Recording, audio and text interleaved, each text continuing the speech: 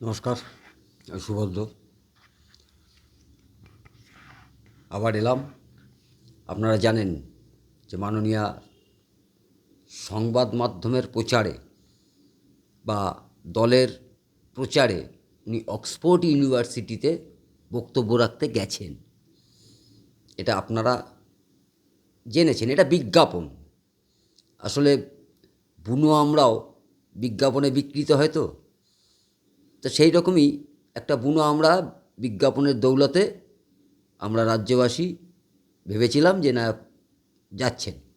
এ বিষয়ে আগে বলেছি, উনি যাচ্ছেন না, মূলত অক্সফোর্ড ইউনিভার্সিটিতে যাচ্ছেন না, অক্সফোর্ড ইউনিভার্সিটির আন্ডারে কোনো একটা কলেজে উনি যাচ্ছেন বক্তব্য রাখতে। এই যাওয়ার ব্যাপারটাতেও যতদূর, যেখান থেকে যতটুকু খবর পাওয়া যাচ্ছে বা বিভিন্ন মিডিয়ায় যেভাবে বলা হচ্ছে, তাতে করে উনি একটু চাইছিলেন যে আমি একটু যাই, আমি একটু বলে আসি। তার কারণ উনার মূল লক্ষ্য একটাই, উনি একমাত্র প্রতিদ্বন্দ্বী, ভারতবর্ষের প্রধানমন্ত্রীর প্রতিদ্বন্দ্বী উনি নিজেই। দ্বিতীয় কোনো রাজনৈতিক ব্যক্তি বা রাজনৈতিক দল তার প্রতিদ্বন্দ্বী হতে পারে না। এটা বারবার প্রমাণ করবার জন্য ইনি আপ্রাণ চেষ্টা করছেন, এবং সবথেকে বেশি যেটা চেষ্টা করছেন সেটা হচ্ছে আমি, দেখো, নিজের দলীয় কর্মীদের সামনে বা রাজ্যবাসীর কাছে এটা প্রমাণ করতে চাইছেন যে আমি কিন্তু প্রধানমন্ত্রী হওয়ার যোগ্য এবং তার আমি সমতুল্য এবং তার প্যারালাল আমি। এইটা করতে যেয়ে বিভিন্ন জায়গায় বিভিন্ন সময় তিনি বিভিন্ন কাজ করেছেন, দেখিয়েছেন মানুষের কাছে, নিজেকে সেভাবে প্রতিষ্ঠিত করবার চেষ্টা করেছেন। এবারও তার ব্যতিক্রম হয়নি। তিনি অক্সফোর্ড ইউনিভার্সিটির নাম দিয়েছিলেন যাতে সেখানে আমি বক্তব্য রাখতে যাই। কিন্তু বিষয় সেটা না, আমরা খুব আশাবাদী ছিলাম সে যেখানেই বক্তব্য রাখতে যান অন্তত আমার দেশের কথা বলবেন, আমার রাজ্যের কথা বলবেন, সেখানের কার কোনো সম্ভাবনাময় যে জিনিসটা, আমরা তো একটা আরেক জায়গায় বিভিন্ন দেশের যারা প্রধানমন্ত্রী বলুন, রাষ্ট্রপতি বলুন বা সচিব বলুন, বিদেশ সচিব, তারা বিভিন্ন প্রান্তে বিভিন্ন দেশে যান সেখানকার ভালো কিছুকে নিয়ে আসবার জন্য এবং আমার যে ভালো জিনিসটা আছে সেটা তাদের কাছে দেওয়ার জন্য, অর্থাৎ আদান প্রদান, সে সংস্কৃতি বলুন, শিল্প বলুন, যে কোনো ক্ষেত্রে এটাই নিয়ম, এটাই করে থাকেন বিভিন্ন সময়। কখনো কখনো কূটনৈতিক চালও চলা হয় যে মানে অন্য কোনো দেশের পক্ষে টেনে নিয়ে আসা, এগুলো একটা এটা জাতীয় পর্যায়ের, আন্তর্জাতিক পর্যায়ের একটা প্রক্রিয়া। কিন্তু মাননীয়া সেখানে গেলেন, বক্তব্য রাখলেন। বক্তব্য কী রাখলেন, সারবক্তা আমি অন্তত কিছু বুঝিনি। তার কারণ আমি ইংরাজিটা অতটা ভালো বুঝি না, উনি যতটা ভালো ইংরাজিতে বলেন।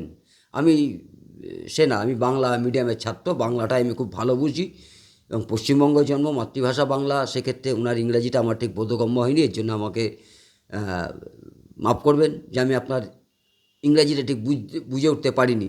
তবে আধা খাচড়া হিসাবে যতটুকু যা শুনছি বুঝছি, তাতে করে ওখানে যিনি গেছেন তিনি ওখানে যে এটা বলেছেন যে ব্রিটিশরা এখানে ভালো কাজ করে গেছেন, 150 বছরের ইতিহাস, 250 বছরের ইতিহাস, 400 বছরের ইতিহাস, যে ব্রিটিশ সমস্ত ইতিহাসকে ম্লান করে দিয়ে ব্রিটিশরা যে যতদিন ছিলেন এখানে পশ্চিমবঙ্গের তথা ভারতবর্ষের জুড়ে, তারা যে রাজ করছিলেন, তারা যে শাসন করছিলেন, শোষকের ভূমিকায় দাঁড়িয়ে থেকে তারা খুব ভালো কাজ করে গেছেন।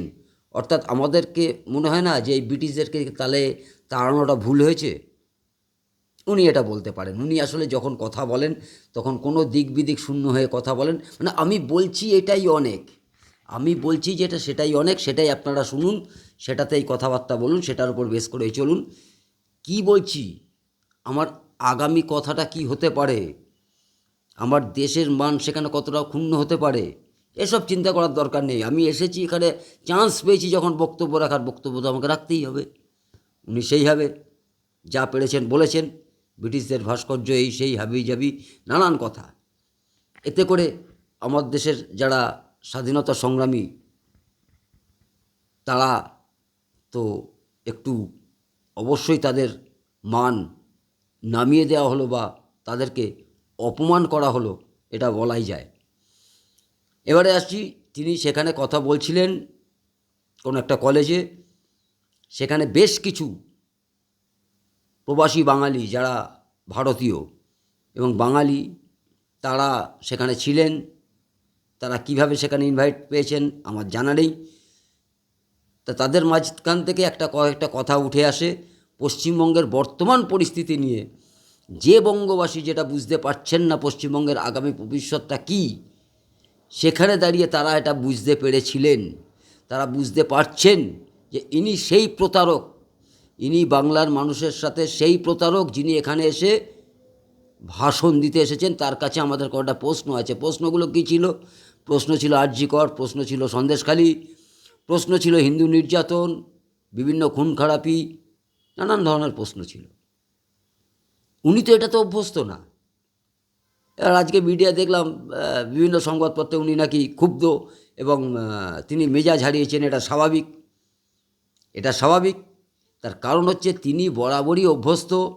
তার দলীয় কিছু পরিষদ পর্ষদ তাদের কাছে বসবেন, বসে তিনি ভাষণ দেবেন, যা মনে হবে তাই বলবেন। কখনো বলবেন, আমি বসেছিলাম, আমার সামনে একটা বাজ পড়লো, আমার মোবাইলের ওপর দিয়ে বেরিয়ে গেল, এরম বলবেন। শুনে আঁতেল দাঁত কেলানের মতন আইএস আইপিএসরা বসে হাততালি দেবেন। উনি তো এটাই অভ্যস্ত। দাদার ভাইদেরকে বলবেন, মির্জাফরের সাথে সিরাজদৌল্লার যুদ্ধ হয়েছিল পলাশির প্রান্তরে, হাততালি দেবেন। তিনি এগুলোতে অভ্যস্ত। কিন্তু সেখানে তিনি তো প্রশ্নের সম্মুখীন হন না। এবং তিনি মঞ্চে দাঁড়িয়ে যখন যে কোনো জায়গায় মঞ্চে দাঁড়িয়ে যে সমস্ত বক্তব্য বলেন, তার প্রতিবাদ করবার মতন কারোর ক্ষমতা হয় না। তার কারণ হচ্ছে তার প্রতিবাদ করলে তার খাওয়া বন্ধ হয়ে যাবে। তিনি চেটে যেটুকু পান সেটুকু পান না। তাই তারা হ্যাঁ হ্যাঁ হ্যাঁ হ্যাঁ করে দাঁত কেলিয়ে হাততালি দেন। বা ব্যাপারটা। তার কারণ তিনি যে ভুল বলছেন, এই ভুলটা ধরিয়ে দেওয়ার লোক পর্যন্ত নেই। যদিও থেকে থাকেন, তিনি ওই পেটের তাগিদে, আমদানির তাগিদে, চাটার তাগিদে তিনি আর প্রতিবাদটা করেন না। কালকে যারা প্রতিবাদটা করেছিলেন ওখানে দাঁড়িয়ে, তাদের কারো চেটে খাওয়ার ব্যাপার নেই। তারা যথেষ্ট শিক্ষিত। তারা হয়তো শিক্ষাসূত্রে বা কর্মসূত্রে বিভিন্ন কারণে তারা ওখানে রয়েছেন। তাদের কাছে প্রশ্ন উঠেছিল, তাদের পক্ষ থেকে প্রশ্ন উঠেছিল। এবার সেই প্রশ্নের উত্তর দেওয়ার ক্ষমতা তো তিনি নেই, তার নেই। তারা যে প্রশ্নগুলো করেছিল একদম যথার্থ প্রশ্ন, যে প্রশ্ন আমরা বঙ্গবাসী বেশ কিছু মানুষ যারা আমরা করে থাকি, যারা চেটে খাই না, অন্তত তারাই প্রশ্নগুলো করে থাকি। তা সেই প্রশ্নের উত্তর তো তিনি কোনোদিনই দেননি। কোনোদিনই কোনো জায়গার কোনো প্রশ্নের উত্তর তিনি দেননি। যখনই তাকে প্রশ্ন করা হয়, এবং বিপাকের প্রশ্ন, যে প্রশ্নের উত্তর তিনি দিতে পারবেন না, যে প্রশ্নের উত্তর দিতে গেলে নিজেকে উনি গিল্টি হিসাবে প্রমাণ করে দেবেন সাধারণ মানুষের কাছে, সে প্রশ্নর একটাই উত্তরটা কি? সব সাজানো। এদেরকে পাঠিয়েছে কে? এবার তদন্ত করতে হবে এদেরকে কে পাঠিয়েছে এখানটায়। আপনার সভা, সেখানে কারা ডেকেছে, কে যাচ্ছে না যাচ্ছে আগে থেকে জেনে নেন না। আপনি ওদের অর্গানাইজেশনকে জিজ্ঞেস করুন, যদি আপনাকে ডেকে থাকে। আর যদি আপনি স্বেচ্ছায় যেয়ে থাকেন আলাদা কথা। তা দিদি এইটা তো হবে, এটা তো আপনি আশা করেননি। আশা করলে আপনার পরিষদ অনেককে নিয়ে গেছিলেন, তো আরও কিছু নিয়ে যেতেন হল ভরানোর জন্যে, যে সেখানে আপনার লোকজনই থাকবেন, যারা প্রশ্ন করবেন না, এমন ধরনের বিপজ্জনক প্রশ্ন করবেন না, সেখানে আপনার লোকজনই থাকবে। সেটা করতে পারেননি। বিদেশ খরচা অনেক বেশি, এমনিতেই 8-9 কোটি টাকা খরচা হয়ে গেছে। তারা যারা প্রশ্ন করেছিল, এখন উত্তর কি? এরা সব বামেদের লোক। আপনার ধন্য হওয়া উচিত। আপনার ভাইয়েরা কেউ ব্রিটেনে থাকার মতন অবস্থায় নেই। আপনার ভাইয়েরা কেউ অতটা শিক্ষিত না, যারা বিদেশের মাটিতে বসে চাকরি বাকরি করছে বা শিক্ষা আনতে যাচ্ছে। আর কি না হলে এরা আরএসএসের লোক। যদি সেটাও বলি, মেনেই নিলাম, নরেন্দ্র মোদী চক্রান্ত করে ওখানে পৌঁছেছেন, তাদেরকে পাঠিয়েছেন। ক্ষমতাটা বুঝতে পারছেন? এখানে বসে আপনি ওখানে বক্তব্য রাখতে যাচ্ছেন, সেখানে কার লোক কীভাবে যাবে, কোন প্রশ্ন করবে, এখানে বসে তার রিমোট কন্ট্রোল। পাওয়ারটা বুঝতে পারছেন? পাওয়ারের সাথে কেন টক্কর নিতে যান? আপনি তো নিজে গিল্টি। আপনি একটা প্রশ্নেরও উত্তর দিতে পারবেন না। আপনি ওখানে ভাষণ দিচ্ছেন, এখানে কি সেক্টর মেক্টর হচ্ছে দীর্ঘ কয়েক বছর ধরে। আপনার কি টাটার একটা কি হাব তৈরি করবেন আপনি? কোথায় সেটা? তাতে একটা ইটও গাঁথা হয়নি। আপনার শিল্পরা আসছে, এখানে নাকি ইনভেস্ট হয়ে গেছে, ইনফ্রাস্ট্রাকচার তৈরি হয়ে গেছে। এতই বোকা ভাবেন সবাইকে? এখানে গ্রামের মানুষকে বললে গ্রামের মানুষ হয়তো খোঁজ নিয়ে দেখে না। আপনি মুর্শিদাবাদে দাঁড়িয়ে বলছেন যে আমি বীরভূম, বাঁকুড়া, পুরুলিয়াতে এই কাজটা করছি, তারা অতটা খোঁজ নিয়ে দেখে না, তারা সেভাবে জানে না। বাকিরা তো জানে মোবাইল নেটওয়ার্ক, কোথায় কি হচ্ছে, কি অবস্থায় আছে, সব খবর থাকে। শুধু গেলেন, বাংলার মান ইজ্জতটাকে নষ্ট করলেন, এমনিতেই আপনি করে দিয়েছেন বাংলা কীভাবে চলছে, আপনি সেটা হাঁটার মাধ্যমে দেখিয়ে দিয়েছেন। বাকি যেটুকু ছিল সেটুকুও দিলেন। বক্তব্য ভারতবাসী হিসাবে, বাঙালি হিসাবে বক্তব্য যদি কেউ রাখতে যেয়ে থাকে, রেখেছিলেন স্বামী বিবেকানন্দ। বাংলা নয়, গোটা ভারতবর্ষ, গোটা সনাতন ধর্মকে উজ্জীবিত করা, বিশ্বের দরবারে প্রতিষ্ঠিত করবার জন্য বক্তব্য রাখতে গেছিলেন। স্বাধীন দেশের আগে বিভিন্ন জায়গায় বাইরের রেডিও স্টেশন থেকে যে বক্তব্যগুলো প্রচারিত হতো, নেতাজি সুভাষচন্দ্রের বোস যিনি বলতেন বাইরের রেডিও স্টেশন থেকে সুযোগ বুঝে ভারতবাসীকে একত্রিত করবার জন্য, বক্তব্য সেটা ছিল। কি ফালতু ক্যাচাল করতে গেলেন, বেকার মানুষের পয়সা কড়ি নষ্ট, এটা দিয়ে তো ভোট পাওয়া হবে না। আপনার ভাইয়েরা পোস্টার টোস্টার মারছেন, এটা ঠিক, যে দিদি গেছেন বাংলার গর্ব টর্ব, ও সমস্ত গর্ব ফর্ব এখন আর চলে না। আপনি ওখানে বাংলার গর্ব দেখাচ্ছেন ওখানে বসে, আর এখানে জ্বলছে মালদা। উদ্দেশ্যটা আপনার পরিষ্কার, বেকার পয়সা নষ্ট করলেন, বাংলার মানুষকে বোকা বানাতে পারলেন না।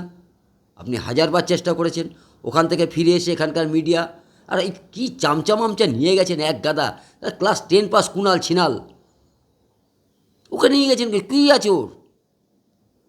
এক গাদা মিডিয়া নিয়ে গেছেন, যে তোমার প্রত্যেকটা স্টেপের আমরা দেখছিলাম, খবরের কাগজ খাওয়ানোর চেষ্টা করছিল, এই হাঁটছেন, এই বলছেন, এই করছেন, এই বিশাল একটা বিজ্ঞাপন। আসলে এটা জানে তো, আমরা তো আপনাকে চিনি, আপনার যে কোম্পানিটা সেটা বুনো আমরা, এটা ল্যাংড়া আম নয়। বিজ্ঞাপন দিলেও আমরা ওটাকে মানে বুনো আমরা বলবো, বিজ্ঞাপন না দেওয়াতেই আমরা বুনো আমরা বলবো। যদি আপনার চেষ্টা হচ্ছে, যদি কেউ একবার এই বিজ্ঞাপনের দৌলতে ল্যাংড়া আম ভেবে কিনে বসে, সেগুড়ে বালি 26 পার হবে না।